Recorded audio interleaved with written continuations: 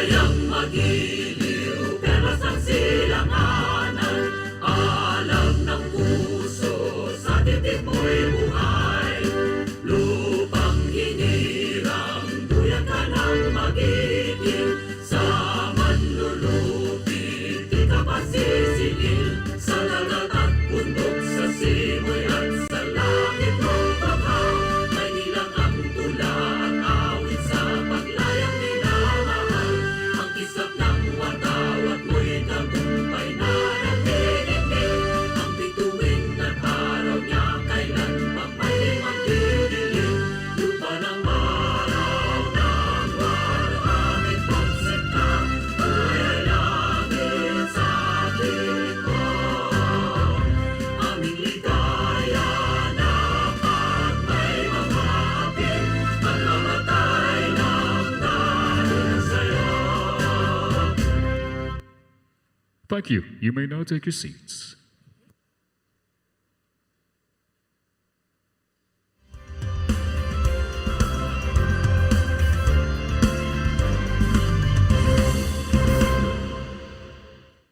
One year ago today, I stood here before you, setting forth the plans that we have to improve our economy, bring jobs to our people, improve the ease of doing business, recalibrate our educational system to adapt to the new economy, lower and rationalize energy costs, boost agricultural production, enhance healthcare, and continue social programs for the poor and the vulnerable. Last year, we emphasized certain strong headwinds that were confronting us along with the rest of the world in our post-pandemic economic recovery.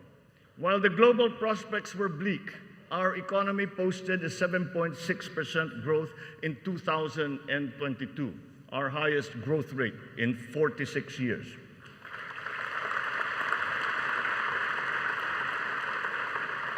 For the first quarter of this year, our growth has registered at 6.4%. It remains within our target of 6 to 7% for 2023. We are still considered to be amongst the fastest growing economies in the Asian region and in the world. It is a testament to our strong macroeconomic fundamentals.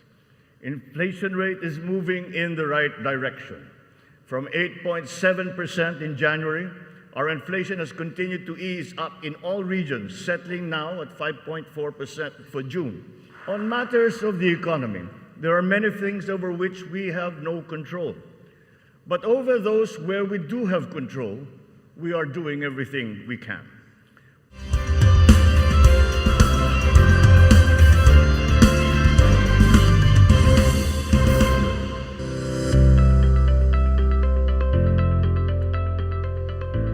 Good morning, ladies and gentlemen. Welcome to the 2023 Post-SONA Philippine Economic Briefing. We are your hosts. Beside me is the Undersecretary of the Department of Budget and Management, Margaux Salcedo. And co-hosting again today is none other than the Managing Director of the Bangko Sentral ng Pilipinas, Tony Lambino. Good morning, Margaux. Good morning, Tony. Good morning, everyone. And we are so excited. It seems just like yesterday, Tony, that we were here for the first ever Post-SONA Philippine Economic Briefing. And today, we all welcome you to the second Post-SONA Economic Briefing. This is the second Post-SONA Economic Briefing of the President Ferdinand R. Marcos Jr. administration with the theme Agenda for Prosperity, Economic Transformation Toward Inclusivity and Sustainability. Today's event will serve as a platform to elaborate on the President's economic pronouncements during yesterday's SONA. The economic team will be providing us updates on the government's commitments and accomplishments vis-a-vis the country's economic blueprint, the Philippine Development Plan 2023 to 2028. We will also be joined by representatives from the private sector and multilateral organizations who will share their views on the SONA and the country's socio-economic agenda. Before anything else, we would like to acknowledge the presence, of course, of the members of the cabinet, the diplomatic core with Monsignor Alessio Deriu here representing Archbishop Charles Brown. And we would like to also welcome the esteemed members of the financial institutions and the financial community. So without further ado, let's kick off today's program with a message from Bangko Sentral ng Pilipinas, Governor Eli M. Remolona Jr. Colleagues in government, friends from the banking community, partners from the private sector, ladies and gentlemen, magandang araw po. It's my pleasure to welcome you all to the second post-State of the Nation address and economic briefing of President Ferdinand Marcos Jr., themed Agenda for Prosperity, Economic Transformation toward Inclusivity and Sustainability. Our economy recovered from one of the world's longest and most stringent lockdowns to stage a remarkable recovery, one of the fastest in the region. Part of the reason behind this economic resurgence, I would say, is the strength of our banking system. Unlike in previous crises, our banks form part of the solution rather than part of the problem. This is in part due to our work in ensuring financial stability. Our challenge now is inflation.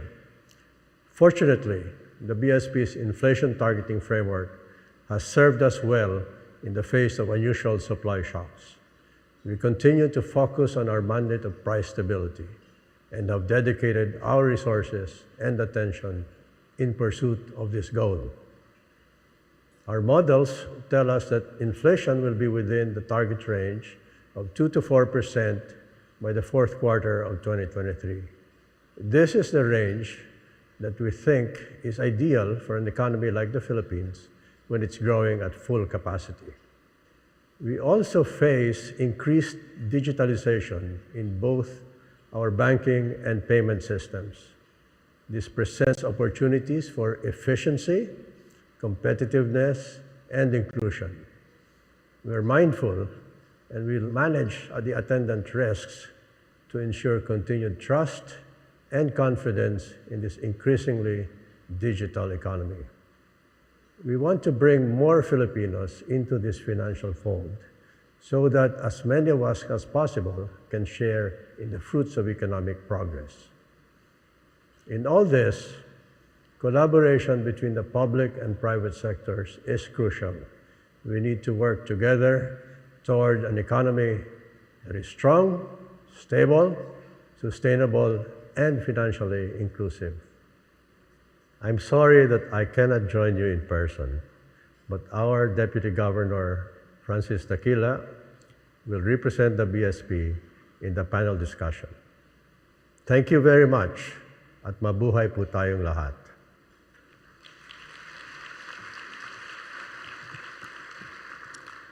Thank you, Governor Remolona. Please know that we are broadcasting live on PTV4 and live streaming on the Facebook pages of RTVM, the Presidential Communications Office, DOF, BSP, NEDA, DBM, with sign language interpretation.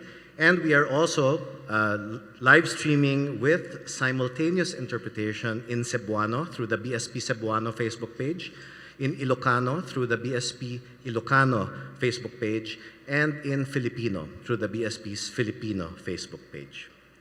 To open today's discussions, may we call on stage Finance Secretary Benjamin Diokno,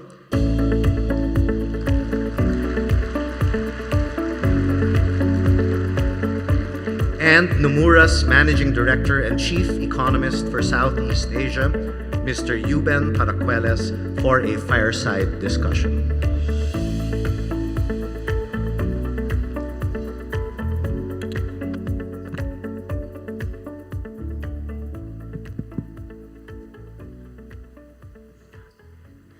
Thank you, and good morning, everyone. Before we start the chat, I would like to invite Secretary Ben Diokno to provide his opening statements. Thank you, Ruben. Ladies and gentlemen, good morning. Today, I will discuss the country's fiscal performance and outlook and the policy tools we need to pursue to sustain the Philippine economy's growth momentum. The Philippines is one of the fastest growing emerging economies in the region, with much promise of growth in the years ahead. And this is amid a fragile global economy. In 2022, the economy grew by 7.6%, the highest in the last 46 years. This is followed by a robust Q1 2023 growth of 6.4%. This year, we expect the economy to grow between 6 to 7%, then pick up the pace to 6.5 to 8% from 2024 to 2028.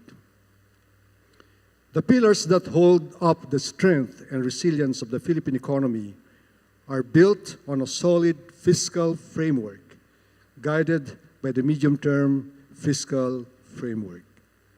To recall, the framework's goals are to attain a national government deficit to GDP ratio of 3% by 2028.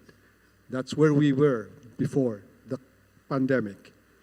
Debt to GDP ratio below 6% by 2025 and around 51% by 2028. And sustained infrastructure spending at 5 to 6% of GDP annually. Our consistently strong fiscal performance, as well as improving revenue generation and spending efficiency, brings us closer to these goals. From January to June this year, revenue collections of the national government reached 1.9 trillion pesos, up by 133 billion pesos, or 7.7% year-on-year. Tax collections grew by 7.5%, while non-tax collections grew by 9.1%. Our stellar performance was the result of higher economic activity and efficiency gains from the digital transformation of our revenue agencies. The digitalization of the Bureau of Internal Revenue and the Bureau of Customs have continued to maximize the government's revenue potential, simplify taxpayer compliance, and improve the ease of doing business.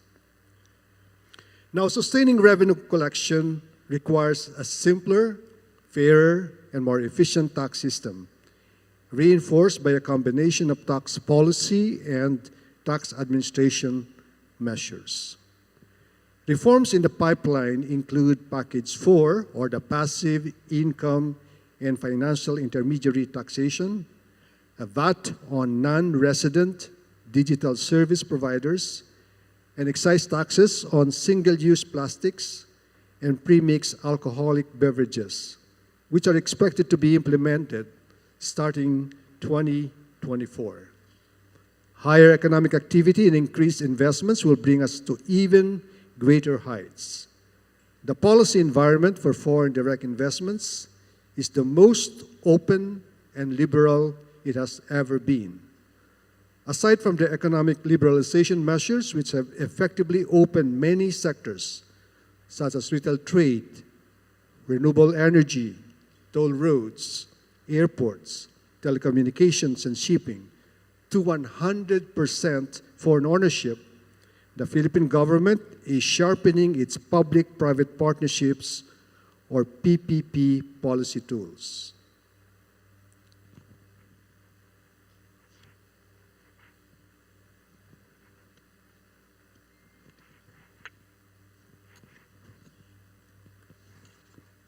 This will allow us to engage the private sector more effectively in the funding and implementation of high-impact infrastructure flagship projects, which will significantly enhance the quality and pace of infrastructure development in critical sectors.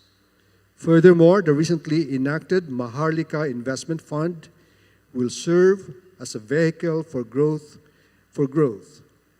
As an additional source of funding, the MIF is expected to widen the fiscal space, reduce reliance on official development assistance, in funding big-ticket items, and some target investments areas include green and blue projects, rural development, digitalization, sustainable development, and healthcare. So I look forward to discussing this in further details today. Thank you.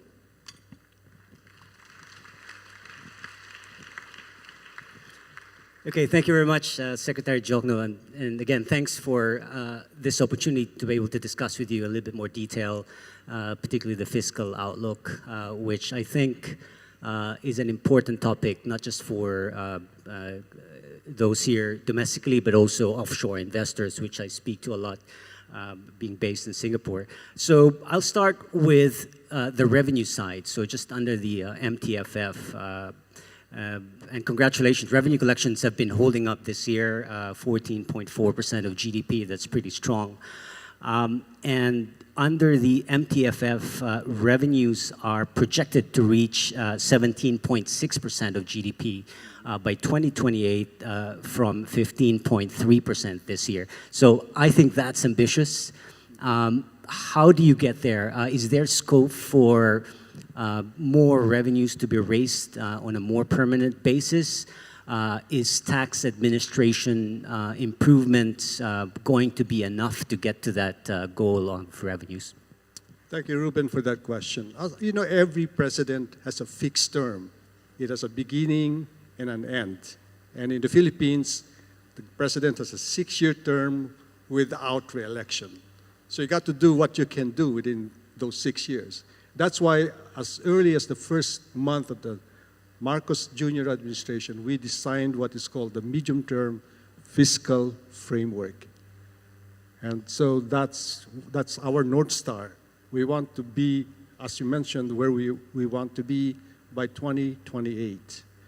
Luckily, we inherited a tax system that is superior to what they inherited, the previous administration inherited from the previous one.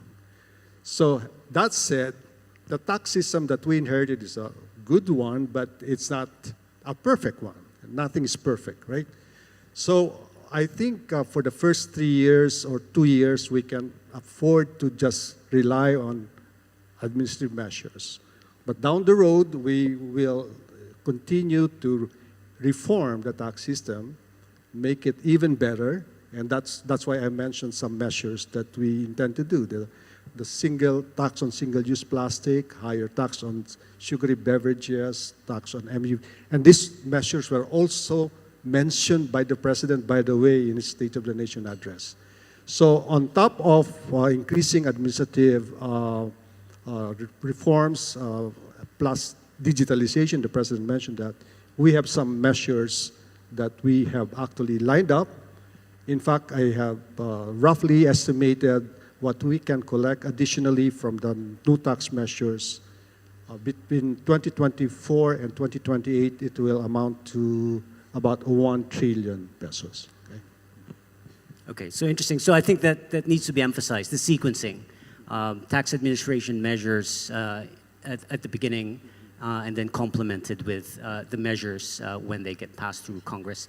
Okay, so that's the revenue side. On spending, I want to ask, how crucial are the reforms on pension payments of military and uniformed personnel, and when are you targeting that to be implemented? That reform on military pension is going to be a game changer, okay? And this, I said, this has been an elephant in the room. The previous administrations don't want to talk about it, recognizing it's difficult to push, but this president, having been elected with a majority of 60%, okay? This is by the way, this is the first time the Philippine president has won more than 50%, okay? Because usually we have several candidates, and you can elect a president with only 25% voters, okay, voting for the president. This president was elected by 60% of Filipino voters. And so he said, yeah, we have to address this issue once and for all, otherwise it will have a catastrophic impact in the future, right? So this military pension reform will be, as I said, game changer. It will open up a lot of fiscal space in the budget. If my numbers are right, 2024, we have allocated something like 300 billion pesos. 300 billion, that's approximately $6 billion okay, for the military pension. Now, how soon will this be implemented? I think we are pushing for this.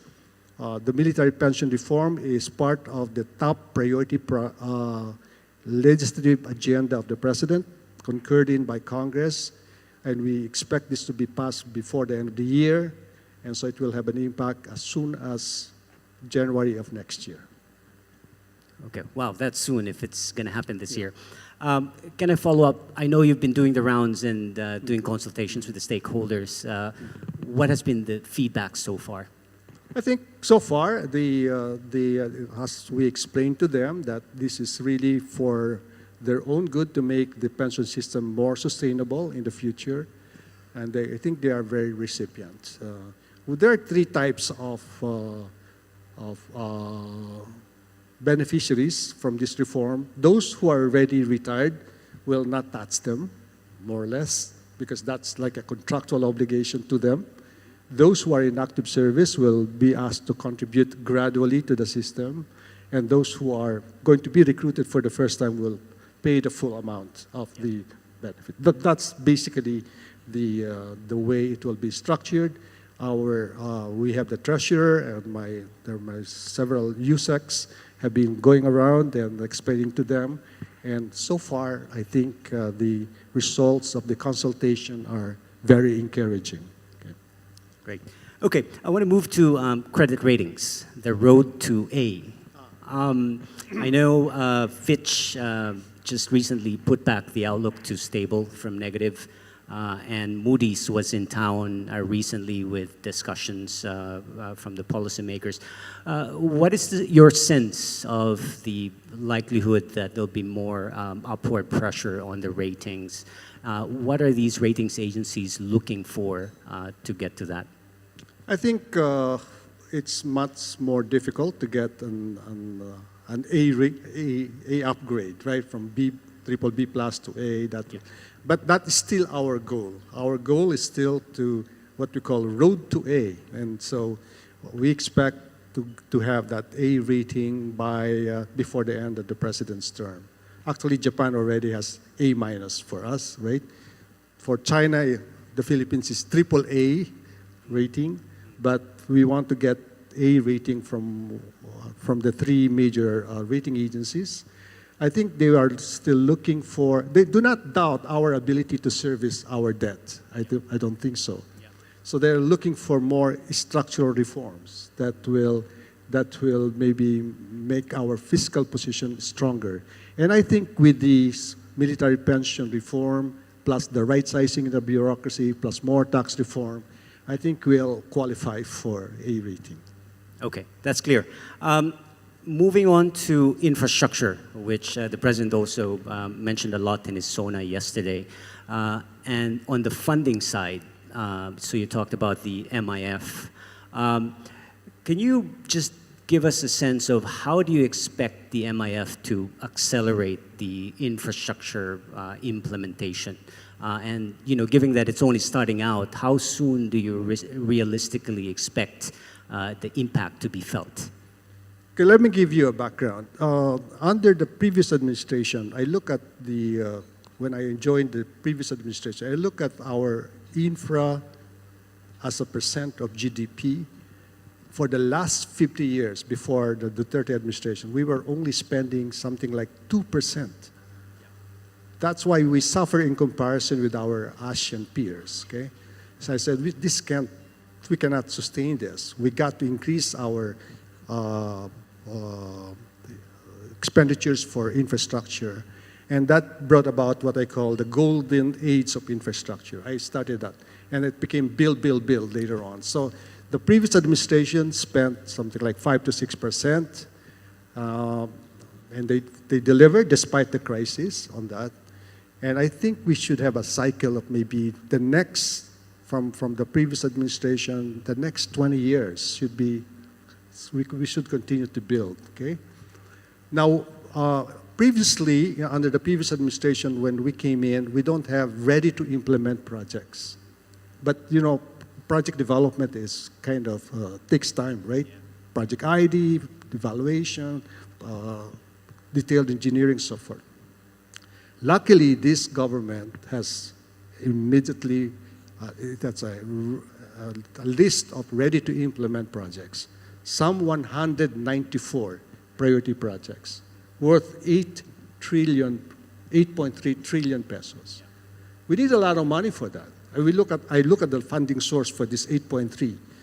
About 55% will be ODA, Official Development Assistance. 10% will be through the budget, and then 30% through public-private partnership.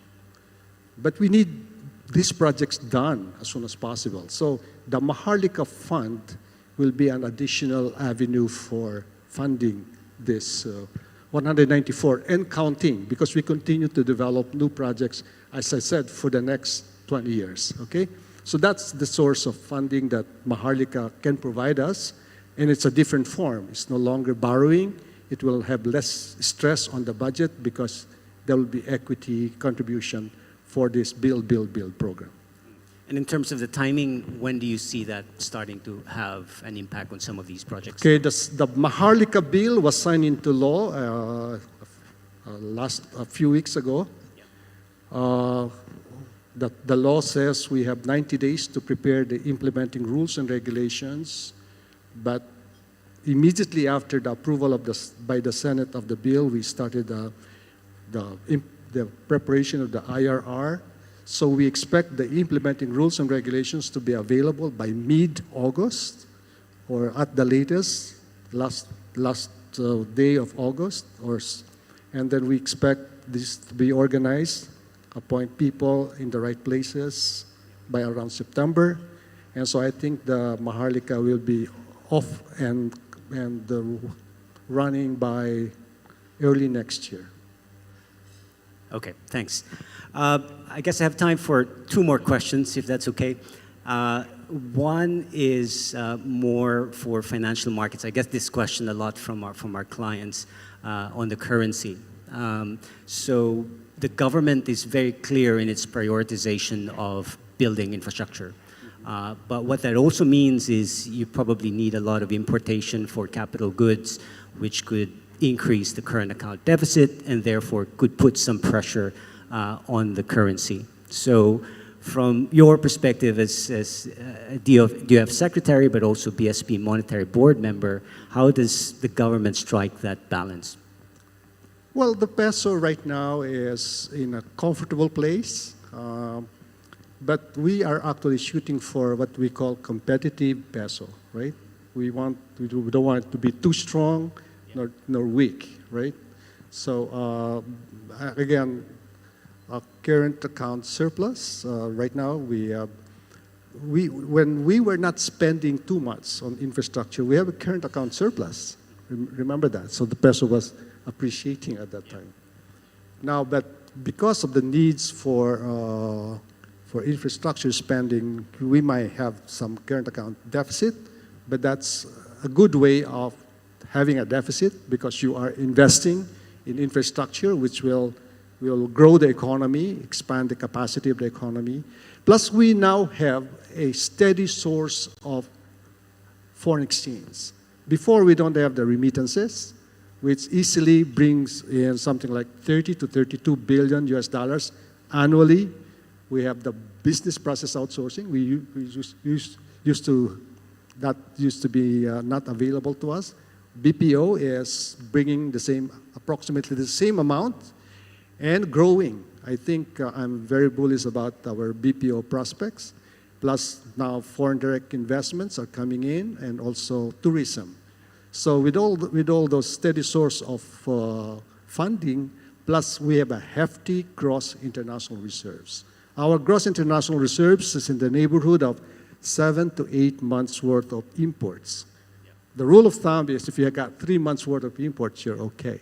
So with all those, I'm not worried about the possible peso depreciation at this time.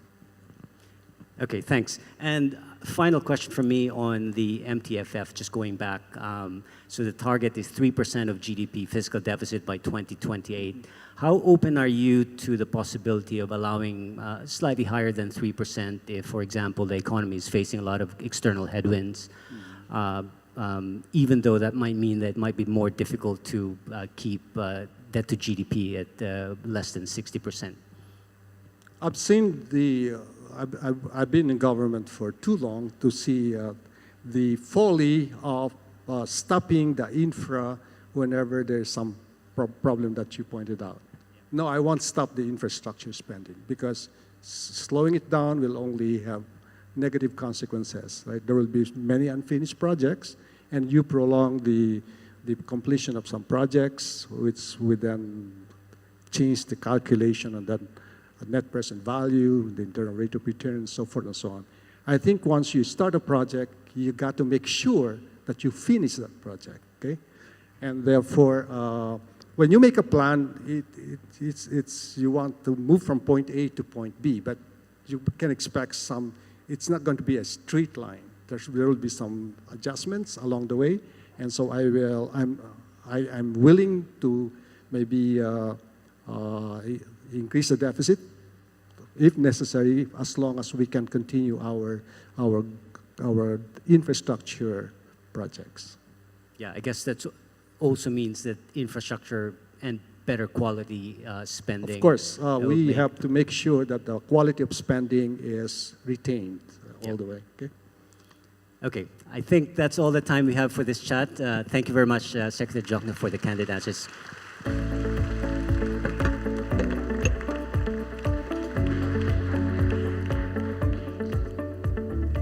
Thank you very much, Finance Secretary Benjamin Diokno and Mr. Paracueles, for that very engaging and very encouraging.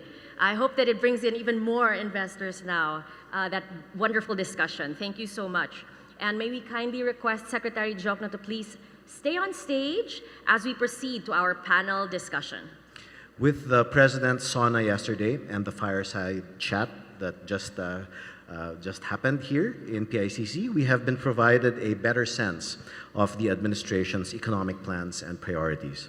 And now, for the first panel session, we will hear straight from the economic officials their plans on how to further transform the country into a fast-growing and forward-looking economy.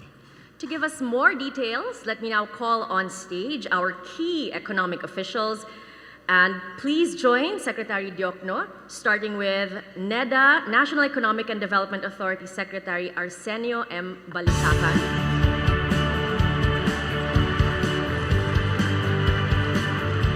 Bangko Sentral ng Pilipinas Deputy Governor Francisco G. Dakila Jr. And the Department of Budget and Management's Principal Economist, Joselito R. Basilio.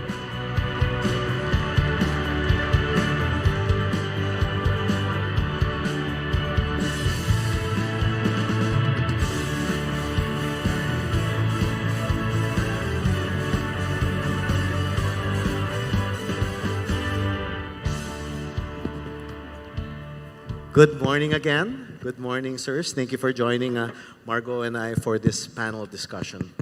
Let's start with a short opening statement from each of our panelists, starting with NEDA Secretary Arsenio Balisacan.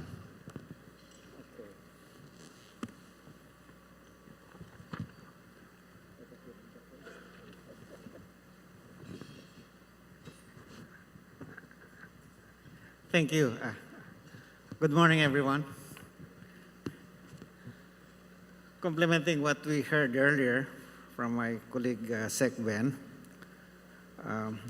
the Marcos administration wasted no time formulating a sound development blueprint and creating an enabling policy environment supporting strong economic recovery and sustained growth momentum in its first year of office.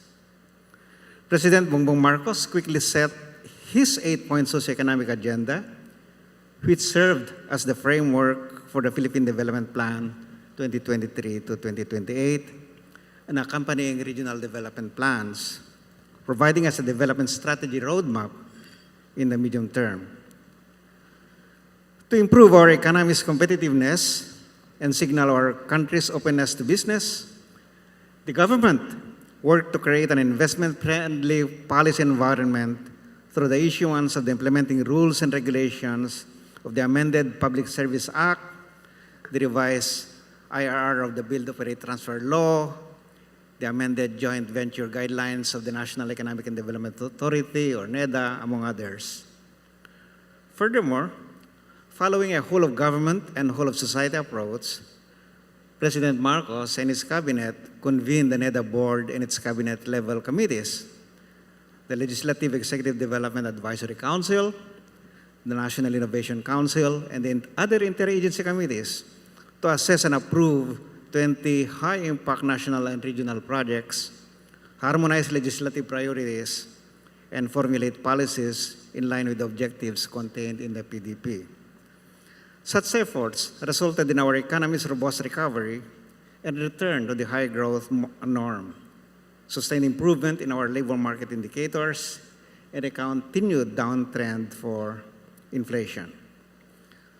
So what can the investor community and the public look forward to in the coming years? To ensure that we remain on track to meet our goals and recalibrate our strategies as necessary, we, NEDA, in coordination with other agencies, will monitor and evaluate the implementation of our development roadmaps.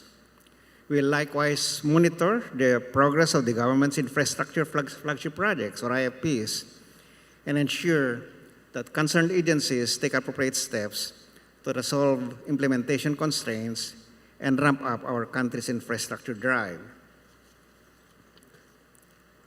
The government will create and promote an enabling policy and regulatory environment conducive to investment, innovation, and high-quality job creation. In line with this objective, we will continue to strengthen our public-private partnership, or PPP framework, and facilitate the efficient assessment of PPPs. We will also enable a dynamic innovation ecosystem through the policy and advocacy initiatives of the National Innovation Council. Of course, we remain committed to monitoring critical socioeconomic indicators and undertake rigorous analysis for evidence-based policymaking as we tackle emerging issues. We will take action and coordinate our efforts as we push for legislative executive priority measures supporting the development agenda.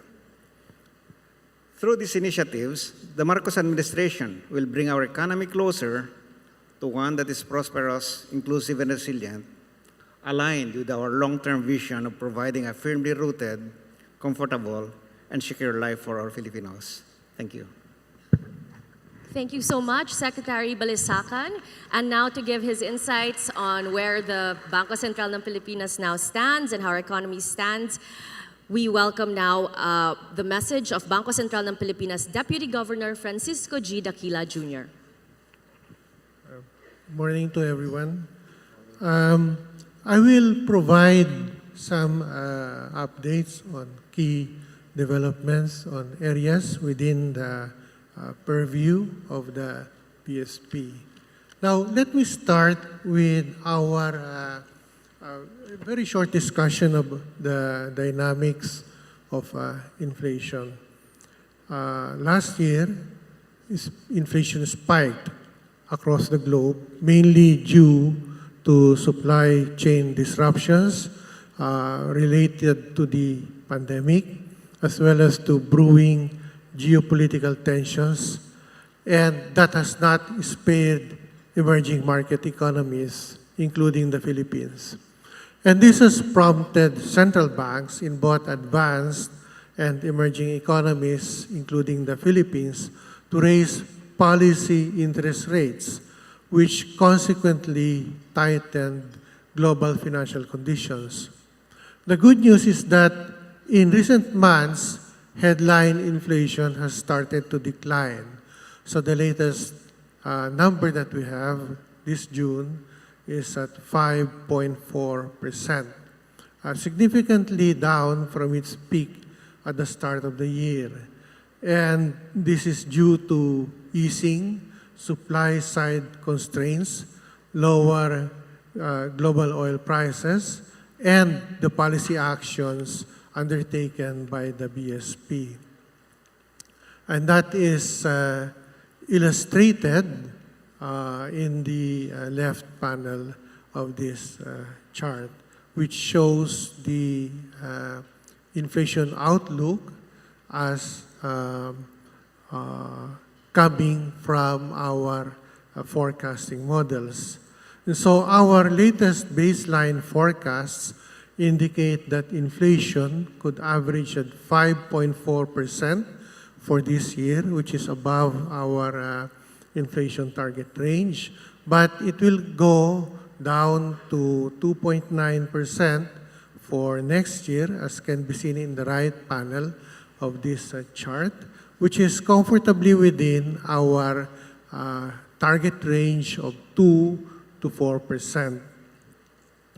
While we expect inflation to average above the target in the first half of this year, as can be seen again in the left panel, in the June monetary policy meeting, we are seeing inflation will continue to decelerate through the third quarter of this year, and then to settle within target by Q4, barring any new unforeseen shocks, especially coming from the supply side.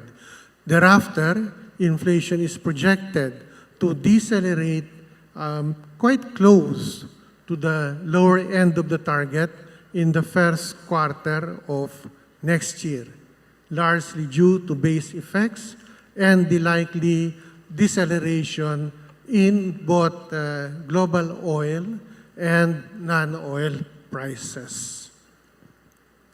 Now, in the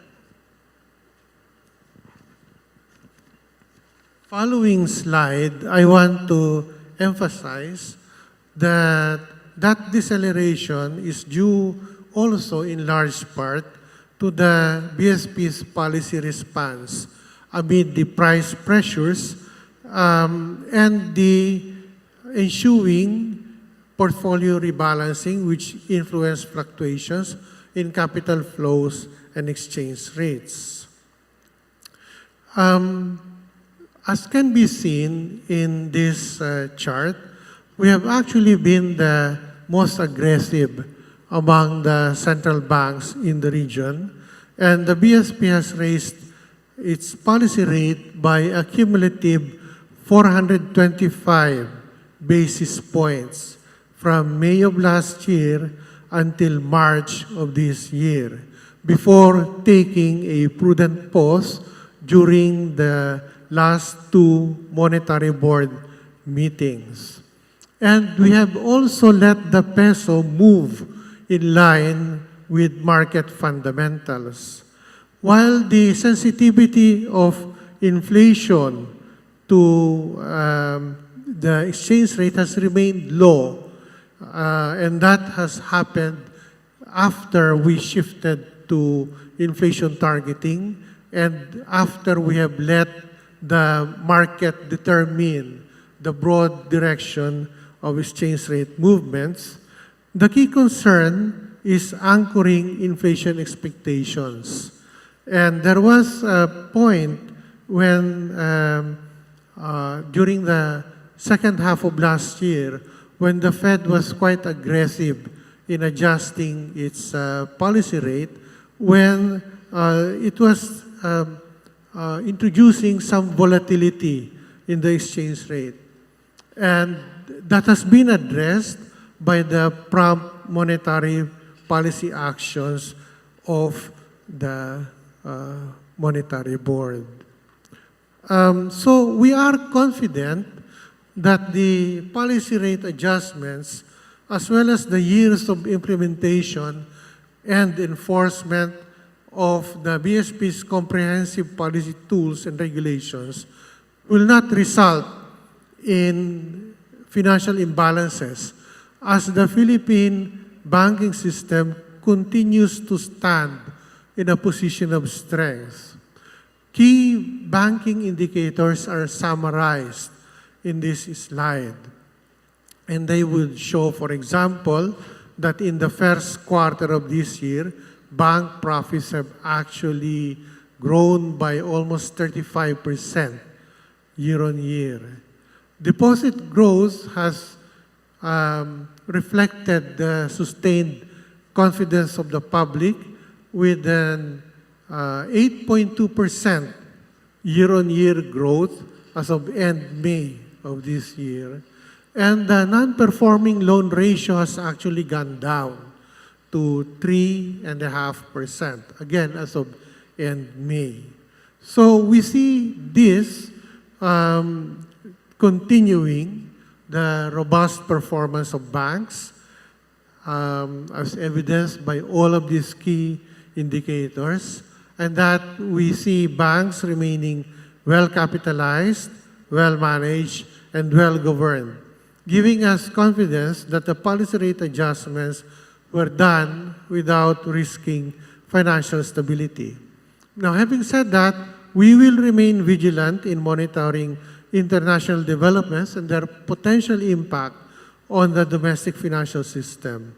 And we want to assure that the BSP remains well-equipped to provide support to the domestic banking system against the impact of external shocks. So let me summarize and end with the following key points. First, that indications of our previous monetary tightening has exerting its impact on the economy, along with the projected return of inflation to target in average for next year, has given the BSP's Monetary Board cause for a prudent pause. However, as has been emphasized in the policy statements following the decisions of the Monetary Board, the BSP remains watchful and remains ready to resume monetary actions as warranted by the data on the inflation outlook and domestic demand prospects. The focus remains on bringing inflation back to a path consistent with achieving the target. Future monetary policy actions by the BSP will continue to be data-dependent and guided by evolving domestic developments, particularly the latest outlook on inflation and sustained economic growth. So thank you, and let me pause there. Thank you, Deputy Governor Dakila. Next, we have DBM's Principal Economist, Dr. Joselito Basilio. Thank you, Tony. On behalf of the DBM Secretary, Amena Pangandaman, good morning to our colleagues in government and to our partners in the private sector. The full year 2023 budget, the administration's first full year budget, was signed into law by President Margaux in less than 4 months last year, following its submission to Congress, making history as the fastest signed General Appropriations Act. Amounting to 5.2368 trillion, the national budget prioritizes programs under the 8-point Socioeconomic Agenda and is anchored on the Philippine Development Plan. Determined to be an example of bureaucratic efficiency, as of June 30, 2023, the DBM has already released 90% of this national budget for the immediate implementation of these programs. We aim to sustain the country's achievements through various reforms. First, through digitalization. We have a digital transformation roadmap that will not only enhance bureaucratic efficiency, but also create a sound investment climate toward our agenda for prosperity. This year, we saw a milestone, the issuance of Executive Order Number 29, directing the full adoption of the Integrated Financial Management Information System for all government agencies. This will ensure an increased efficient delivery of quality services to the public. Second is through inclusivity. Toward this end, the Philippines has already secured a momentous win for open governance in the country with the signing of Executive Order Number 31. This one institutionalizes Philippine Open Government Partnership. This huge win puts the Philippines again in the spotlight, giving the world an example, a prime one, on how to institutionalize open governance. Third, by going green. For a resilient and sustainable economy, we have significantly increased the budget for climate change adaptation and mitigation, measures by about 60% for 2023. Through CCET, or Climate Change Expenditure Tagging, we will continue to monitor the scope and the distribution of climate action in our public expenditures. There are more, but all of these reforms will guarantee the continuity of gains from this year's priority programs and make the Philippines an ideal destination for foreign businesses and finance communities. Looking ahead, the national budget for fiscal year 2024 will continue to prioritize shovel-ready infrastructure projects, investments in human capital development, food security, and environmental sustainability. With the proposed fiscal year 2024 budget proposal already almost ready for submission, we hope to make history once again in the name of greater efficiency, accelerated transformation, and faster progress for all. It is the administration's fervent hope that this budget, the 2024 budget, will lay the groundwork for future-proofing the economy and making the country's growth inclusive and sustainable for Filipinos of today and generations to come. Thank you and good morning. Thank you so much to our principal economist, Joselito Basilio. Listening to all of you this morning just makes me so proud to be a Filipino at this time. Congratulations. I think we should give our economic managers a round of applause for all they have done for the economy. Open government, climate change, the budget to address climate change has increased by 60%. They did 7.6% growth, which was the highest since 1976. It's just wonderful news everywhere. So congratulations, sirs. And so now, may we ask the head of the economic cluster, Secretary Diokno. So yesterday at the State of the Nation address of President BBM, he said that collaboration is key. So after he mentioned that, of course, in just 1 year, he rattled off all of your achievements. With that phrase, collaboration is key, and we have members of the private sector here. What is the government's vision of PPP, and what are the points of alignment looking forward? PPP, right? Public-private partnership. You know, within 100 days of President Marcos's term, we revised the implementing rules and regulations of the BOT law because there were many complaints that the private sector it's lukewarm. They don't want to engage into PPP because of certain provisions. So we amended that law within 100 days. And right now, we have approved under the new rules some 212 billion pesos worth of 4 projects. Okay, I remember the PGH Cancer Center. That's one. The other one is the airport project, NEDA, was also approved.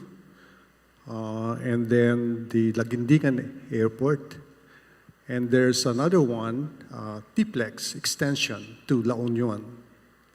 We approved those 4 projects under the new public-private partnership within, the Tiplex was approved within 10 weeks. That's a record.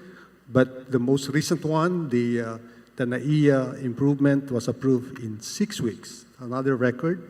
So given the new rules, I think they will be the private sector will be encouraged to participate in public-private partnership.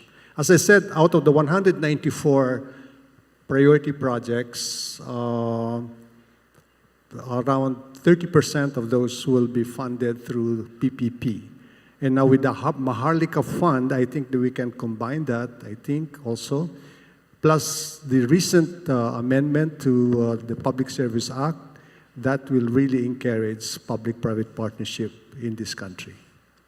Sir, just to follow up, you already mentioned the Maharlika Fund. So just to explain to everyone or those who might not yet be well acquainted with it in layman's terms, what is the Maharlika Fund, Maharlika Investment Fund? Well, as I said, out of the 194 projects, without the Maharlika Fund, 55% of those projects will be funded through official development assistance. So we borrow from ADB, we borrow from the World Bank, some bilateral sources, and then another 10% will be funded through the budget, and then another 30% approximately will be funded through public-private partnership. Now, that's without the Maharlika Fund. Now with the Maharlika Fund, then we have another source and a different source of funding. It's a funding that will not put strain on our budget and will not put additional borrowing or burden on our people. And so that is the nature of the Maharlika Fund. Of course, every investment fund or wealth fund evolved over time, but to us, the priority use of that Maharlika Fund is to fund those priority projects. Okay? Thank you, sir. Thank you, Secretary Diokno. We received a lot of questions from the registration system, and we received one for the Bangko Sentral ng Pilipinas, in particular DG Francis, on the U.S. Fed's policy decisions. So how important is the U.S. Fed's policy rate in the Monetary Board's monetary policy making? If the Fed does hike 2 more times at 25 basis points by the end of the year, that would bring them to a top rate of 5.75% on the upper limit. Where is the BSP's policy rate likely to be? Thank you. Thank you for the question. I think it's a question that's just in the mind of the market players here in the Philippines, but also in most emerging market economies.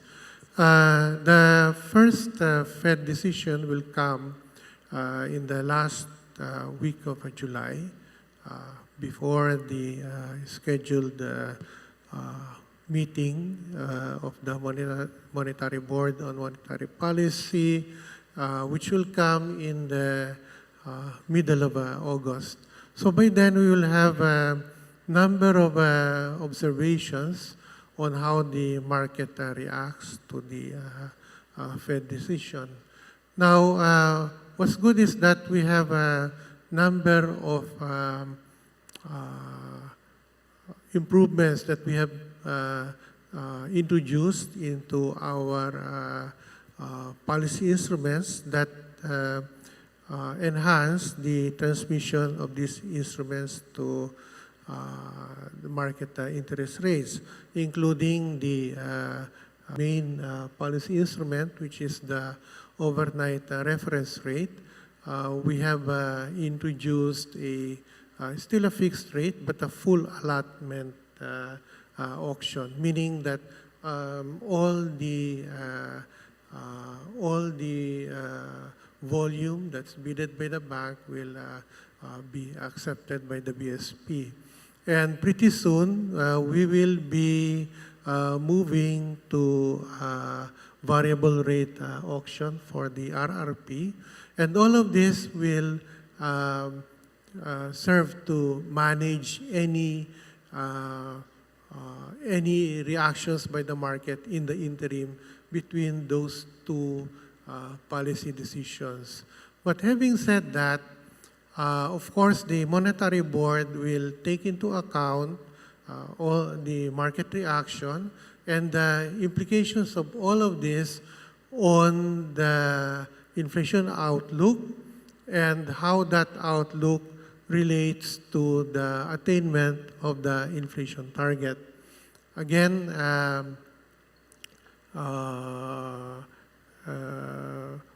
as I've said in the introductory PowerPoint, and as the board has been emphasizing in these monetary policy statements, that the BSP remains ready to act to ensure that inflation will be on a path that is consistent with achieving the target. Now, again, having said that, the environment today is very different from what we saw in the third quarter of last year, when the Fed was just beginning to undertake a series of very aggressive policy actions. And right now, the market is seeing that perhaps the Fed will do two more before pausing. So it's a different situation with respect to the Fed, and very importantly, it's a different situation with respect to the outlook on inflation for us, for the Philippines. In the third quarter of last year, I can recall that inflation was still on an upward trajectory. And for some time, actually, we were thinking that perhaps the supply shocks are already finished. But we saw another spike in food prices in January of this year. But right now, inflation is firmly on a downward trajectory. And what we're seeing is that barring any new supply shocks, inflation will go down to within the target range by the fourth quarter. And in the first quarter of next year, actually, it will hover quite close to the lower bound of the target, or it may even go a little bit below target during the third quarter before going back to close to the midpoint of the target. So, in short, the situation now is very different compared to what it was. And the board will, I'm sure, take that into account in coming up with the appropriate monetary policy action. So it will be evidence-informed, including looking at the changing conditions, especially looking at the difference between now and the third quarter of last year. Yeah, everything's much better. I remember at the first Philippine Economic Briefing and the succeeding ones, we were always being asked about inflation, and we were always like holding our breaths, but now everything is really looking much more better. So with that, we move on to our NEDA Secretary.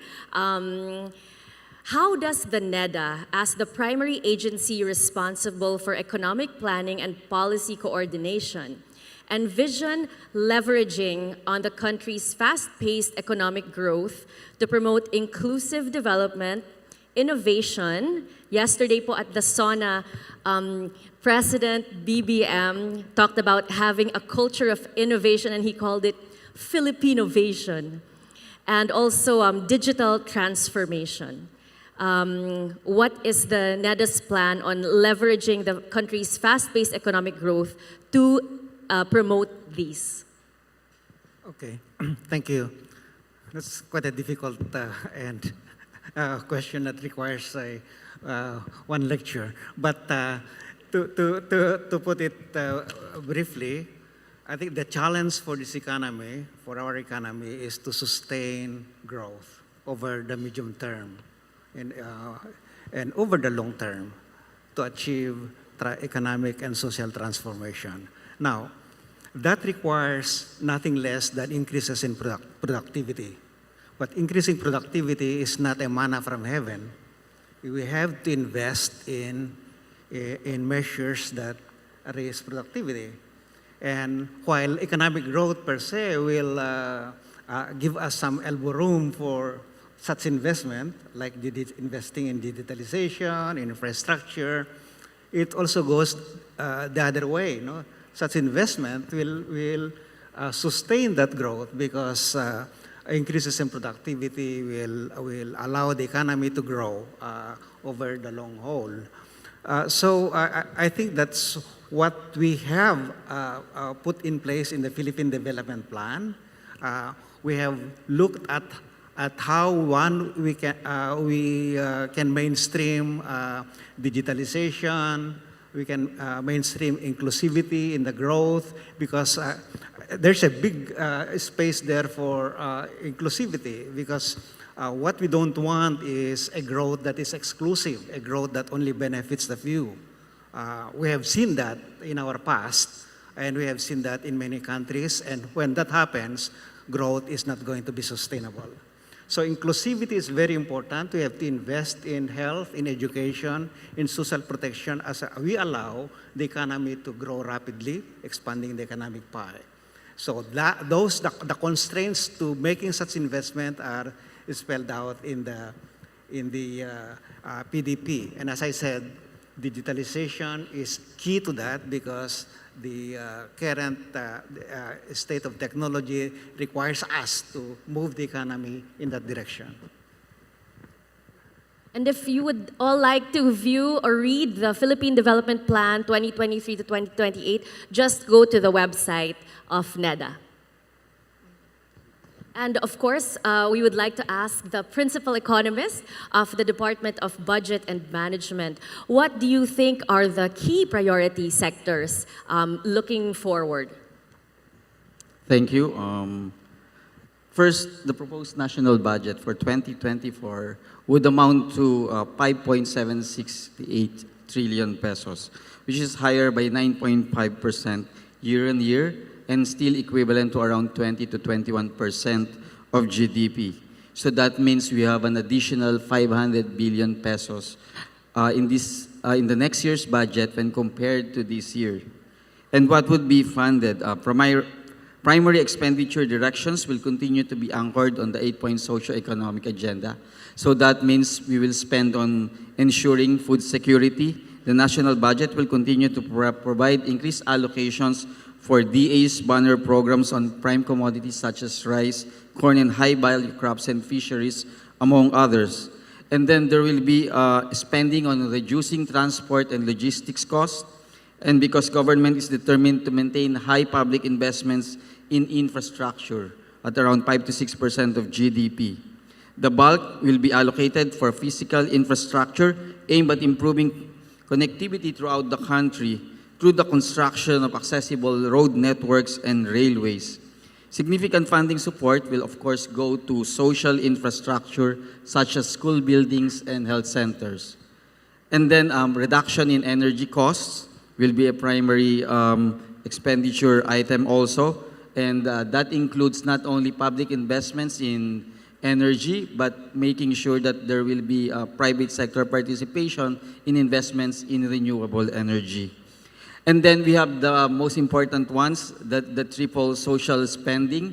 We have items to address learning losses because education remains the top priority as mandated by the Constitution, which shall cover around 15 to 20% of the fiscal year 2024 budget. And then improving health. Health sector will be supported by ample budget support to provide accessible and inclusive public health services even to the far regions in the country. And then strengthening social protection to support or provide banner programs such as the 4PH program for housing, which is a new one, and then food stamps in addition to the previous ones. The last ones would involve improving bureaucratic efficiency and ensuring sound fiscal management. So in the budget, there are no surprises. It is as predictable and as transparent as ever. The 2024 budget will aims to walk the talk in the SONA, and we can do that because the government finances is also sound and improving as the President has indicated in his SONA. Thank you. Thank you very much, Principal Economist Joselito Basilio of the Department of Budget and Management. We have a lot more questions, but we don't have more time for this panel. So please join me in thanking the members of the first panel. I hope the session gave everyone more insights on the administration's economic plans and priorities. Principal Economist Joselito Basilio, Deputy Governor Francis Dakila, Secretary R.C. Balisacan, Secretary Benjamin Diokno.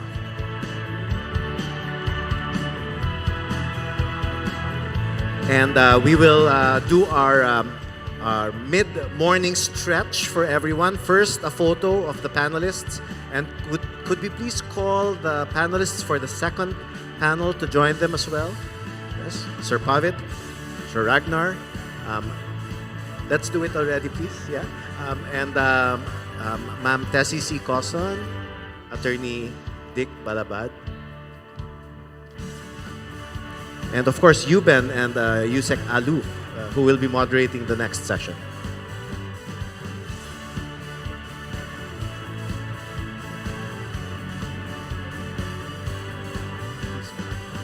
May bagong silang, may bago ng buhay, bagong bansa, bagong galaw, sa bagong lipunan.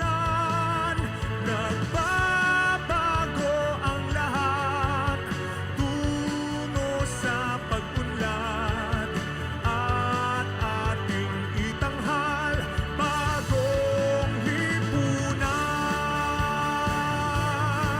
Thank you. Now's the exciting part. We're going to ask all the panelists to join our participants today, and the camera will take a picture from the stage. So can we please ask everyone to do their mid-morning stretch and stand up to join the photo? Please, everybody, and move to the center of the room. May umagang namasdan, ngumiti ng pag-asa.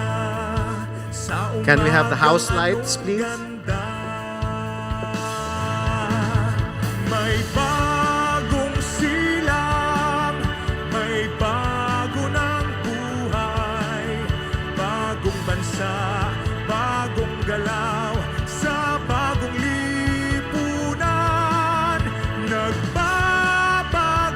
ang lahat, tungo sa pag-unlad, at ating itanghal, bagong lipunan. Can we have everyone compressed to the center of the room, please? The more compressed we are, the more we will be seen by the cameras. Bagong bansa, bagong galaw, sa bagong lipunan. Nagbabago ang lahat, tungo sa pag-unlad, at ating itanghal, bagong lipunan. Okay, thank you very much. Yeah, that's it. Thank you. And please, we still have another a set. second panel. And so as we move back to our seats, and the photographers make their way down from the stage,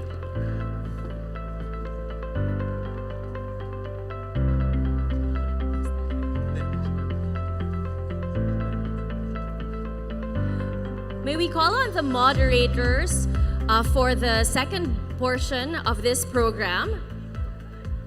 Undersecretary Alu Dorotan Tioseco, and again, Nomura's Managing Director and Chief Economist for Southeast Asia, Yuben Paracueles. And while they make their way back up the stage, we have a short video of excerpts that will introduce the topics for the second panel. Thank you.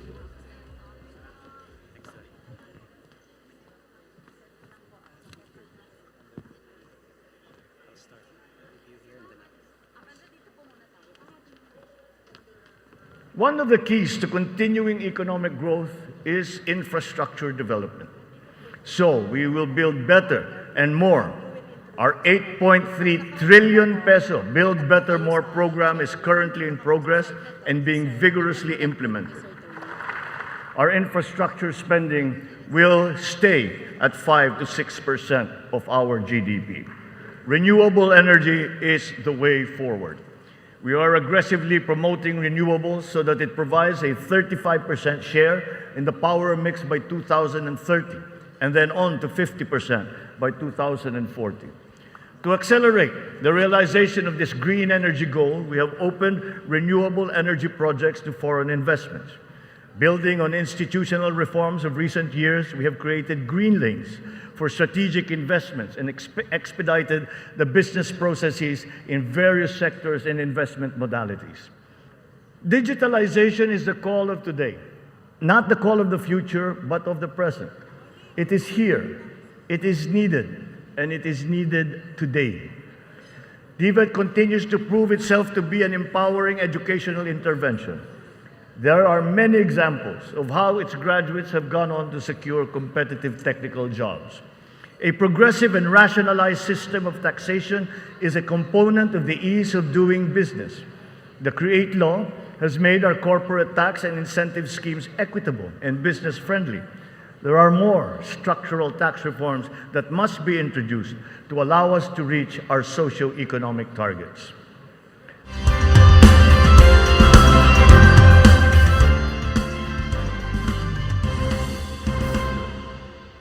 Okay, good morning again, everybody, and welcome to this second panel with my co-moderators, Yusek Alu.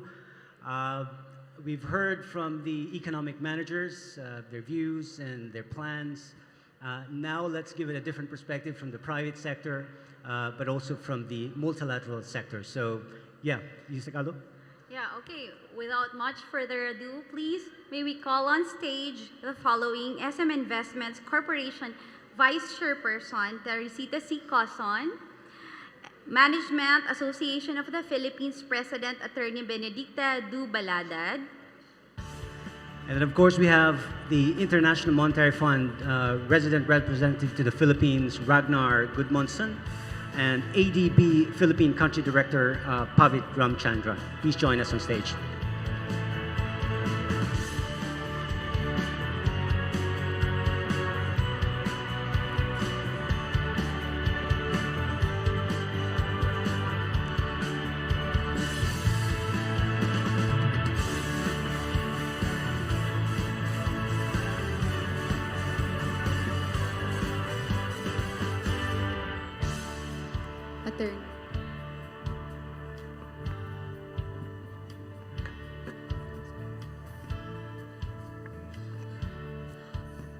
Good morning, everyone. Once again, we thank you for joining us this morning.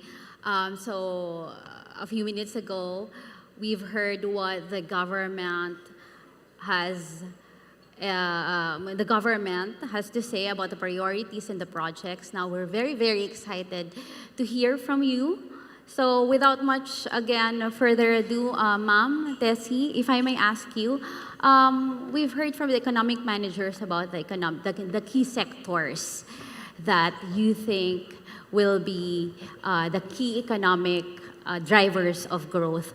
Do you agree with this, or do you have any other sectors in mind? No, I agree with the directions of the government, and we usually work with the government. So the way, I think the growth will be more in the infrastructure, the technology, the consumptions, the health, and the energy. I think this will be the growth area in our country the next few years. So I'm very positive about our growth.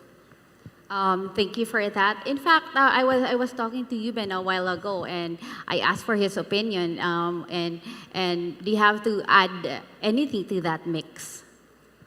Yeah, thanks, Alu. I'm more used to sitting in one of these chairs taking questions rather than me asking questions, so easier for me today. But to your question on which sectors I think will look very promising for the Philippines, I look at it in the context of Southeast Asia because that's my coverage. And I mean, there's a lot of things that we can talk about, but nowadays where I think we can have a very strong comparative advantage is in the nickel industry. And I say this because I've seen what Indonesia has done.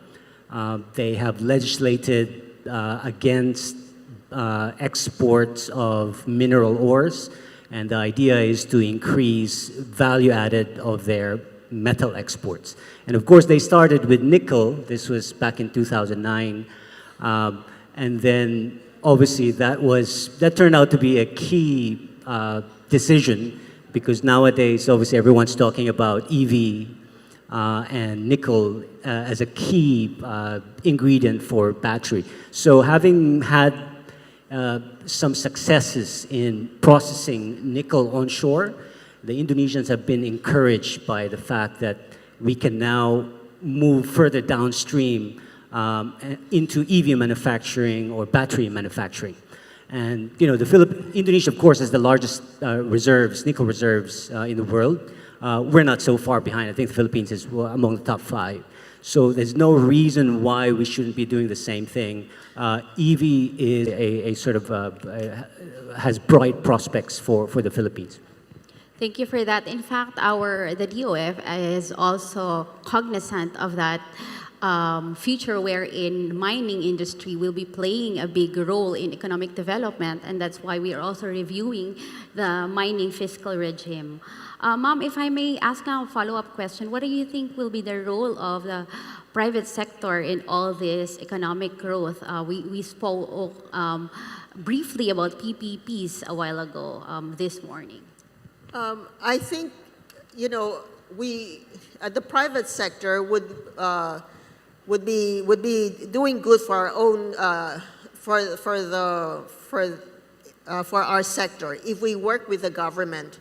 I think there are the directions of the government towards some of the growth industry, and I think if we were to join the government in one way or another in those industry, it will be good for us.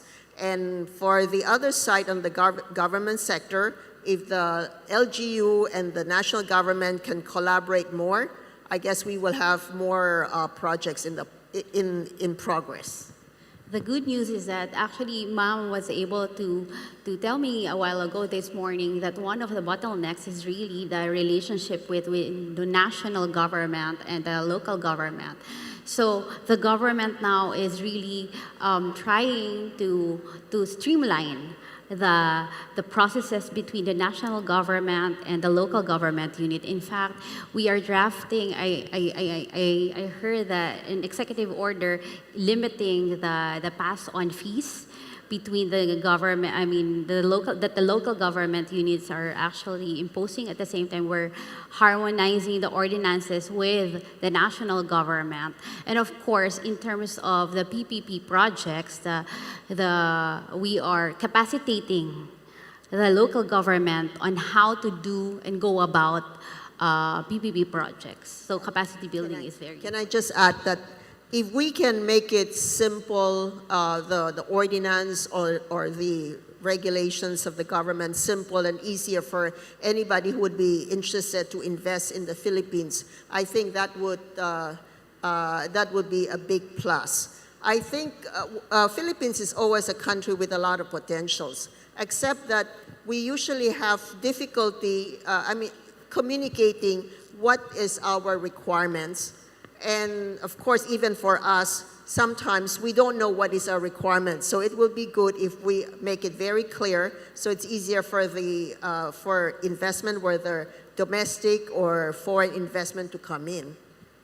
Yes, we do agree with that because the government has been doubling up on the efforts to have strategic investments enter the Philippines. So it has to be the effort should not just be limited on the national government, but our local governments are actually, in fact, partners in this growth. Maybe that's a best segue to ask Attorney Benedicta about, what are the other bottlenecks in terms of corporate governance and ease of doing business in the Philippines? Okay, let me just connect first to what has been discussed about the national government and LGU coordination, because this is something that has always been thrown to us. No? And in the last November, in fact, we did a survey of our members of their concerns, and number one that came up is still ease of doing business. And if you dig down further, it's ease of doing business at the local level. And that is why today we are actually coming up with an MOU. We are drafting an MOU with ARTA. I think the executive director of ARTA is here. DILG and MAP to make sure and address these concerns about ease of doing business. And I think ARTA is doing a great work on this already. And they have pilot projects and they're starting with some digitalization. And you would see that there are positive impact on ease of doing business of this digitalization project. Now, on your question about good governance, how can we help the government, etc., right? MAP has always been open to collaboration with the government when it comes to aspects as transparency, good governance, etc. And we have opened up several fora for discussions to come in. For example, we have this regular breakfast dialogue with policymakers to discuss urgent issues of the day or those that matters for business. Most of your economic team are members of MAP. To start with Secretary Ben, Secretary RC. We also have Eli Remolona. We have, who else? DTI Secretary Fred Pascual, who was a past MAP president. And of course, here we have Tessie Coson, who is in MAP. So as you can see, there is a natural linkage or connection, and there is the same meeting of the minds when we talk. So those are the issues that we are, that is actually the main goal of the Management Association, being a management organization. So to give you an example also, because we always wear our management hat when we look at issues. And I'd like to put again our management hat, because there are many, from what we learned, there are many efforts already on the ground, both from the private sector and the government. But if you look at it, and based on the latest data, they're saying that stunting is stagnating, meaning we're not improving, so what happened? So we thought that maybe MAP can go in, think about how to feel the impact of all these efforts, have one direction, coordinate them all, move to one direction until we achieve what we are doing. So that's what MAP is doing about. And the same is true with all the other advocacies that we are having, including, if I may say, this may be a little controversial, a push for the creation of the National Branding Council, so that it wouldn't be like to each its own. I think that there has to be a holistic handling, management of the country branding and the Filipino branding. Yes, thank you for those information, ma'am. We all know we're as part of the private sector, we are very, very happy that each of you are finding ways on how to better help the government. But just to touch on a few things on digitalization, that's really the cornerstone of governance, good governance now, because as the President mentioned yesterday, it's not just for ease of doing business, but you can also use it for graft and corruption, and for even revenue collection, and even for permits and clearances. And also for malnutrition, it's probably a good time to actually say some good news that, you know, the tax, the proceeds of the tax on the sugar, sweetened sugar beverage will actually be used for feeding, for the feeding our children, will also be for food stamps and for all other health programs of the government. How about the junk food? That one too. Oh. Thank you. Okay, thank you, ladies. Maybe shifting gears a little bit on a different sector, and I'm going to go to Ragnar. On the export sector, there's been, I think, a lot of debates and discussions and some proponents saying that policymakers in the Philippines should try and promote a more competitive exchange rate. We've heard Secretary Ben as well talk about that earlier. Do you share that view to advance the export sector and help reduce some of the external imbalances. This has been a strategy for many countries, Asian countries in the past. Do you think that strategy still works nowadays? Okay, well, thank you for that question. I think that most of us now would accept that having a flexible exchange rate should really be the first line of defense of an economy when it's confronted by external shocks. And this flexibility is really very important to facilitate an economy's adjustment to external imbalances, including a widening of the current account deficit. And it's really essential to ensure that the export sector remains competitive. On the other hand, manipulating the exchange rate that would lead to a situation where the exchange rate is no longer in line with fundamentals and favors the interests of exporters versus importers, or even vice versa, this should be avoided because it could ultimately lead to misallocations of capital and distortions in the economy that ultimately, over the long term, could prove unsustainable and really undermine macroeconomic stability. So really focusing on the flexibility of the exchange rate is key.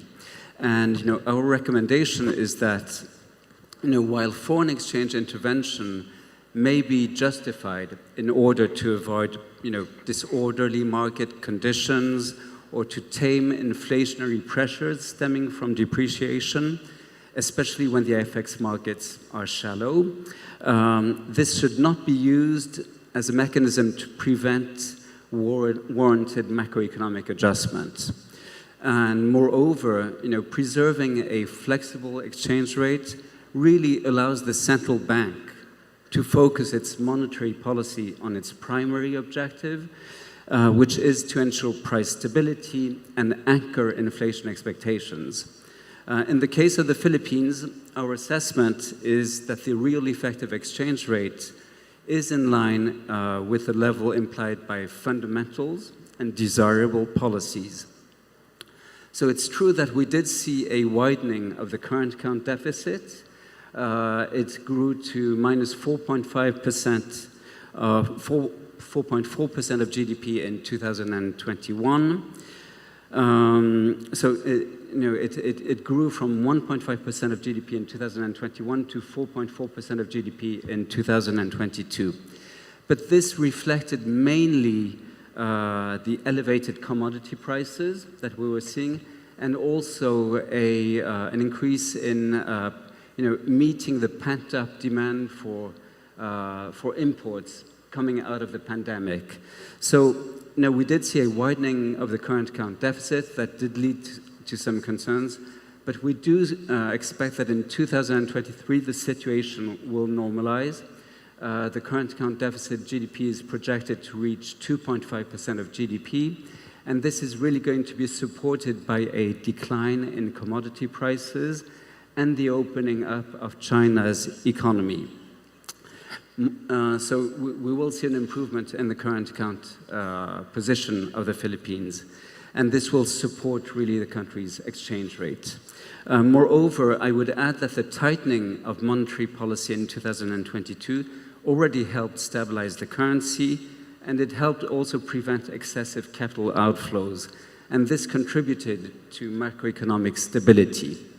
Also, and this was mentioned by Secretary Diokno earlier, a factor supporting the Philippines economy and the currency is that the country's foreign exchange reserves are substantially larger than short-term external liabilities with a maturity of 1 year or less. So really the FX position of the Philippines is a boost to the stability of the economy.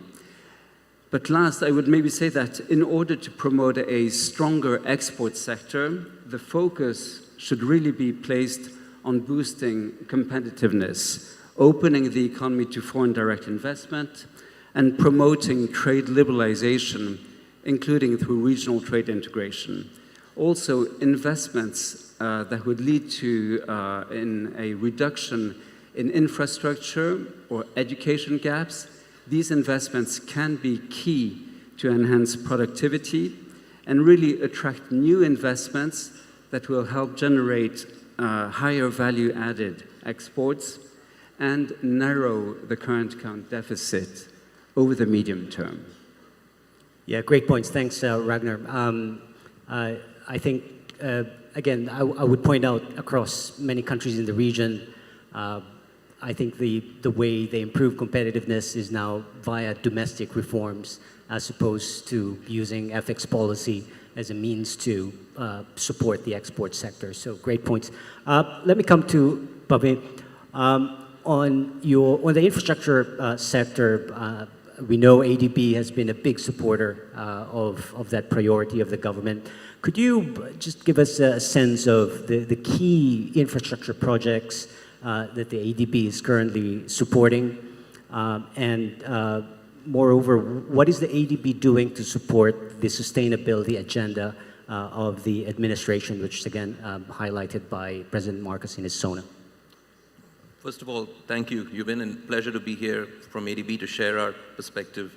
I think just at the outset, I'd like to say that the macroeconomic fundamentals, which were alluded to earlier, and our forecasts bear them out. We're looking at 6% growth this year, 6.2% next year, has really underpinned the infrastructure push as well.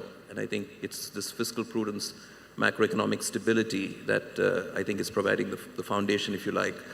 From an infrastructure side, we've had a very strong engagement, first with the Build program, and now with the Build Better More program around transport connectivity, supporting livable cities, supporting disaster resilience in critical river basins, agricultural productivity. So it's really been quite broad-based. But let me identify or illustrate a few projects as you indicated.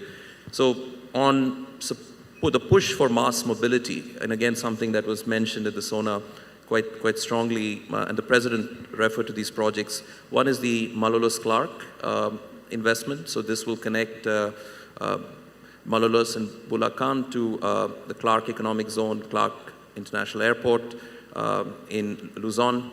And this is about 53 kilometers. Again, will have significant savings in terms of travel time, efficiencies, climate change, greenhouse gas emissions.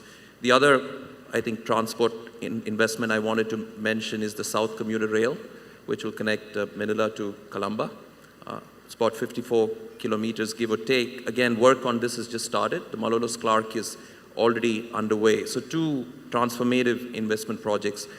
The Davao Bus project, which we approved recently, is, in our view, I think, is really a pioneering project. This is the first citywide approach that's been taken to modernizing the transport system. This will shift jeepneys to modern bus fleet, electric buses, Euro 5 diesel buses, combined with automated, smart, intelligent bus systems. So again, something that we think can be replicated across other cities in the Philippines. Another area we are focused on is around agricultural productivity, farm-to-market roads, but strengthening disaster resilience in critical river basins around adaptation. We are looking at a couple of river basins in Mindanao, the Agus and the Tagum River Basin, but also in Luzon. So this is a last project that I wanted to mention. One point I wanted to talk about, Secretary Diokno mentioned in his comments, is really about ensuring preparedness and quality of projects. And this is something we've been very pleased to support through our infrastructure preparation innovation facility. I think this builds confidence on the part of decision makers. We've been able to support detailed design, feasibility studies, bidding documents, ensuring that projects, when they are approved, are of high quality, bring the best technology, and reach the standards that we'd all desire with these projects. Wow, sounds like you're very busy. I know you just took over the role as country director this year, so you've hit the ground running, literally. Just to follow up, I also know you've been here in the past in Manila. Could you just share your thoughts on kind of what have you found is different this time, I guess in the infrastructure story, but also dealing with the policymakers? Yeah, it's, first of all, for me, there's a personal connection with Philippines and also a connection through ADB. We are headquartered here, as you know. ADB is hosted in the Philippines, so it's always going to have a very special place for the Asian Development Bank. I worked here some 10 or so years ago, about a decade or so back, largely around the natural resources agriculture sector. a sector that's still front and center in terms of policy attention, and I'm glad to see some reforms moving in the right direction.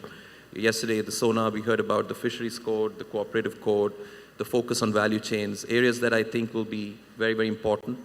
The infrastructure push, I think, is a significant one, I think, which will help address some of the underspending that has been the case in the past, and help Philippines, I think, lead the way in the region much more.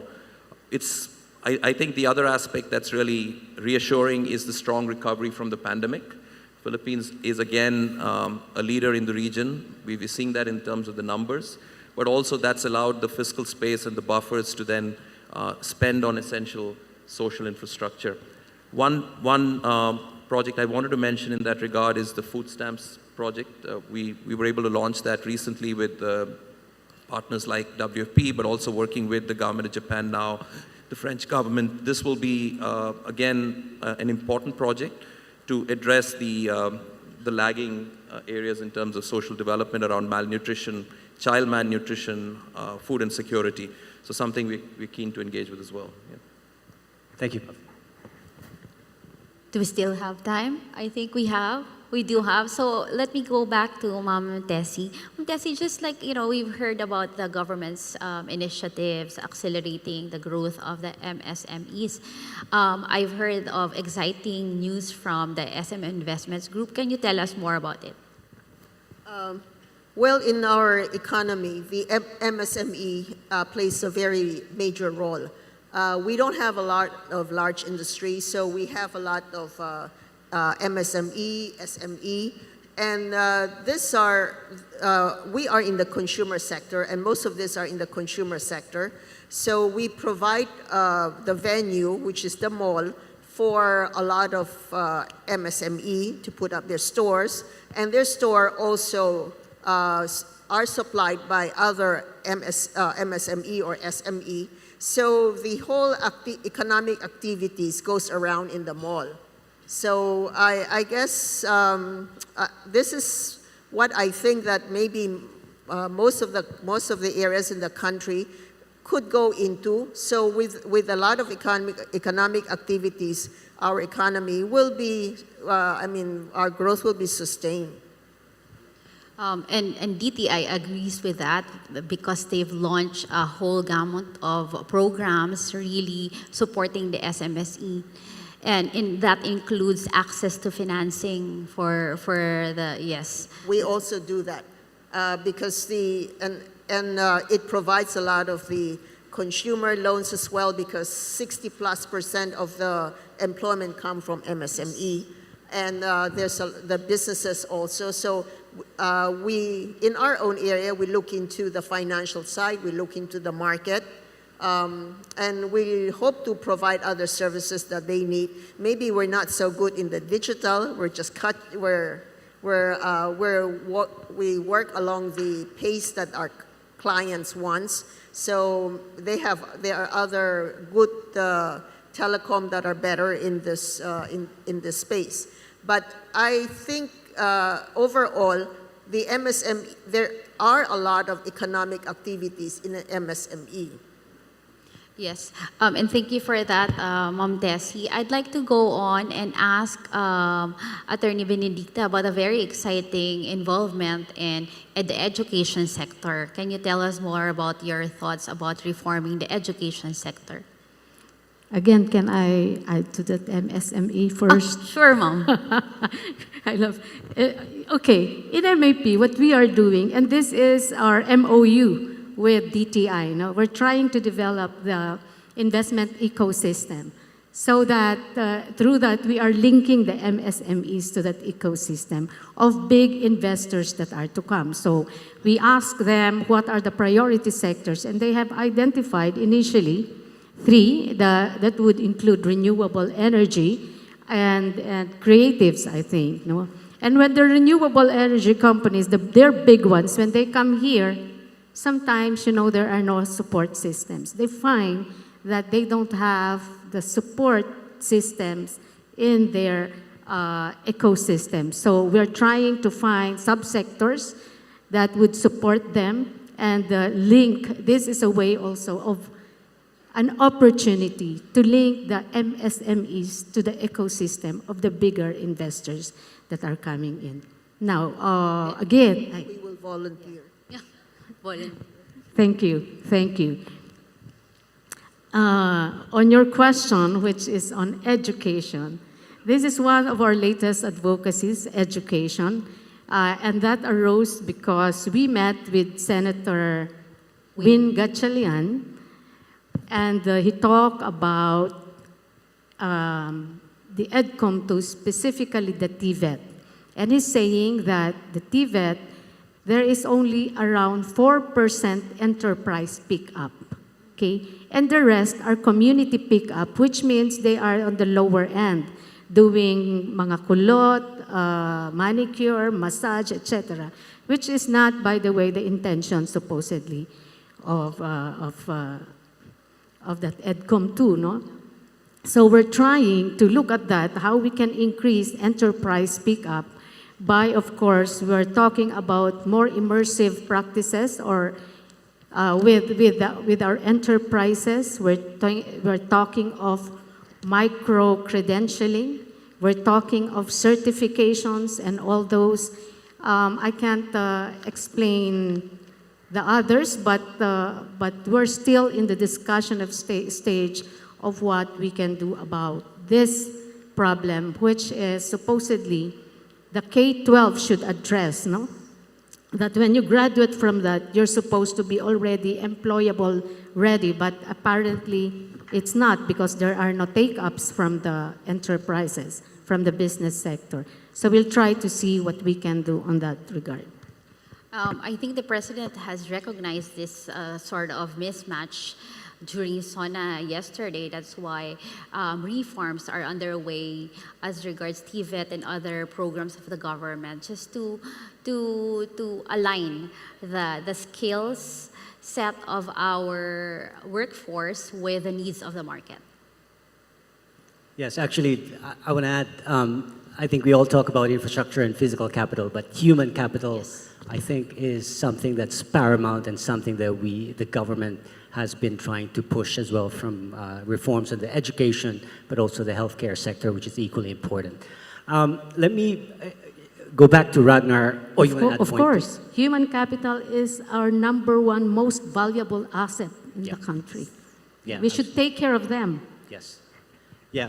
So going back to Ragnar, maybe a bit more short term, we talked about exchange rates earlier.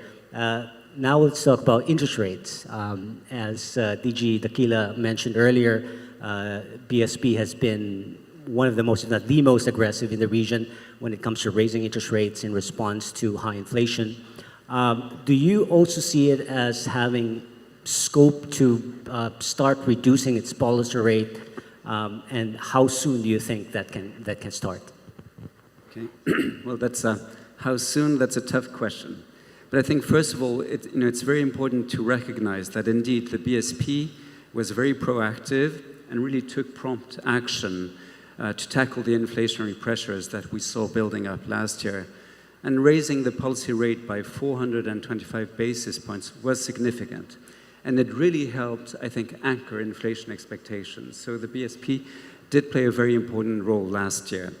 However, we do see that core inflation in the Philippines remains high. I think the number for June on core inflation was 7.4%. Headline inflation was 5.4%, but core inflation was still high at 7.4%. So, we believe that this higher for longer stance in the near term is still appropriate to anchor inflation expectations and really to ensure that the inflation returns to the BSP's target range of 2 to 4%. Already, I would maybe even add that this tighter for longer stance is important not only from a domestic perspective, but also to guard against potential capital outflows. It was maybe more of a concern last year than this year, but it is still relevant. And, keeping this higher for longer stance is also important to guard against the risk of excessive or excessively fast exchange rate depreciation. So I think that, higher for longer, tighter for longer stance is still appropriate. Our projections, are really, I think, very well aligned with those of the BSP. And we think that inflation will slow to about 5.5% in 2023, and then converge to the upper end of the BSP's target band by the end of the year, before continuing to gradually decline to reach about 3% for 2024. But I think most important, decisions on whether to cut the policy rate really have to be data-driven and guided by both inflationary expectations and the evolution of domestic prices. And while we've recently seen, and in the last few months, some easing of food and fuel prices, and we project a reduction, as I said earlier, of the current account deficit in 2023, we still believe that it's important to pay close attention to the possible upside risks to inflation in 2023 and early 2024.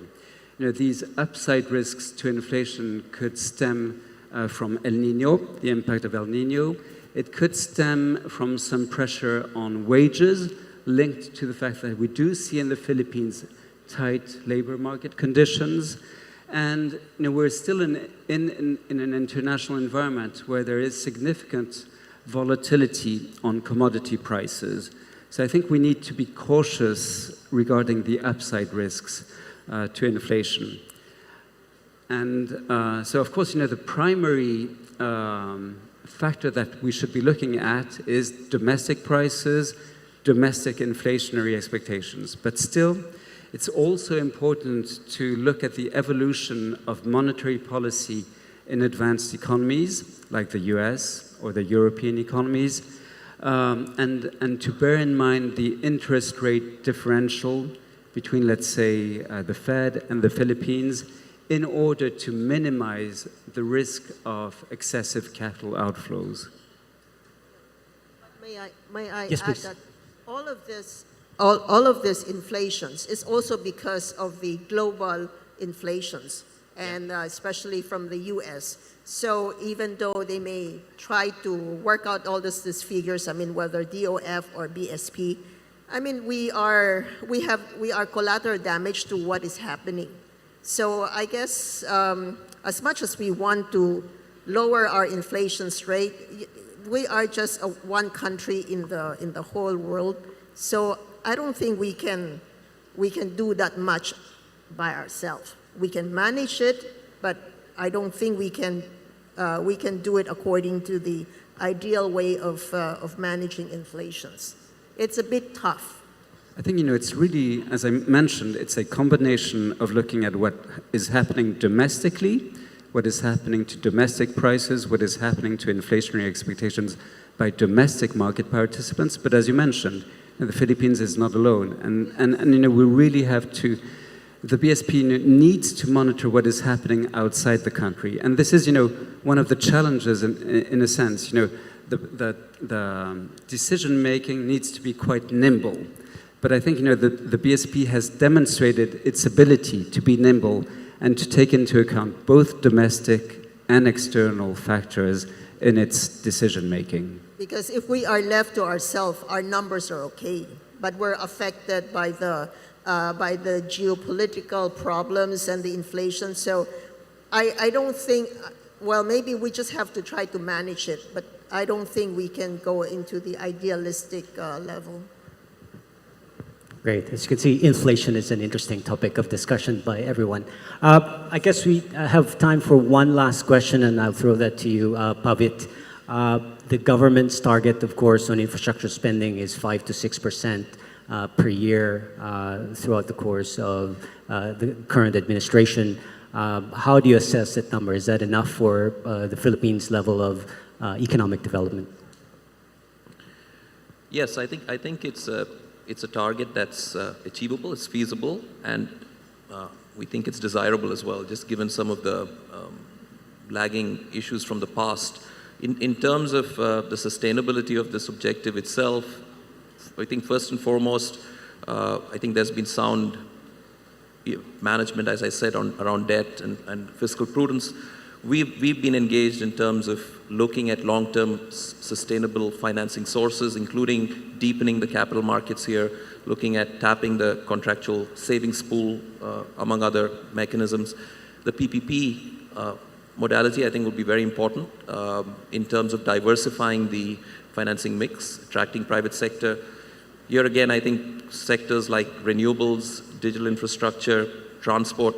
For the investment projects I highlighted earlier, we already have a built-in PPP component, looking at performance-based contracts around operations and maintenance, for example. But there's also been a lot of transaction advisory service that ADB has been providing on airport infrastructure, for example, and other critical infrastructure. So PPP, I think, will be an important one. And the last one I mentioned earlier is just around ensuring that there's robust planning and quality in terms of the infrastructures when we take them through the preparatory process. I think that's something that's worth re-emphasizing again. Great. Okay, thanks. I'm afraid that's all the time we have for this panel discussion. So please join me in thanking our esteemed panelists for their wonderful insights this morning. And then, of course, my partner, Yusek Alu. Thank you.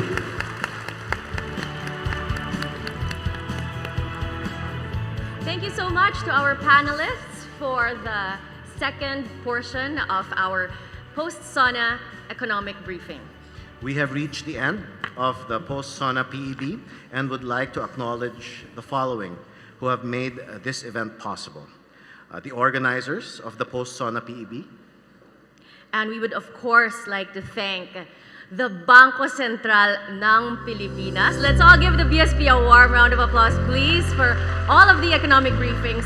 And I would like to especially, if everyone could please give a warm round of applause to this very hardworking managing director, Tony Lambino, for everything that he's done for all of the PEBs throughout the year. And the same goes for Undersecretary Margaux Salcedo. We'd also like to thank, of course, the Department of Finance for co-organizing this event. And of course, we would like to thank our esteemed panelists from the private sector and multilateral organizations, Mr. Rosita C. Coson, Attorney Benedicta Du Baladad, Mr. Ragnar Gudmundsson, and Mr. Pavit Ramachandran. We would also like to thank our panelists from the government, Secretary Diokno, Secretary Balisacan, BSP Deputy Governor Dakila, DBM Principal Economist Joselito Basilio, our interviewer for the fireside chat and moderator from Nomura, Mr. Yuben Paracueles, DOF Undersecretary Alu Dorotan Cuseco. We would also like to acknowledge the Presidential Communications Office, Presidential Management Staff, RTVM, PTV4, the Philippine International Convention Center. And our audience, both in person and online, composed of members of the diplomatic corps. I see our ambassadors here. Thank you for coming. Business and financial communities, the academe, civil society, members of the press, former government officials, and government line agencies. We'd just like to remind everyone that on your tables and on your badges, event badges, there are QR codes. The first one is to the slides and other presentation materials that were used in this Philippine economic briefing, as well as a second QR code for an event evaluation form. It's labeled Stakeholder Inquiry Form. So if you find the time, please do scan those QR codes and access the materials. So once again, we would like to thank everyone. And what's next, Tony? Well, lunch is served. They will be brought to your tables, the packed lunches. So please enjoy your midday meal. And of course, we would like to have no less than the President of the Republic of the Philippines to have the final word. So let's all listen to this.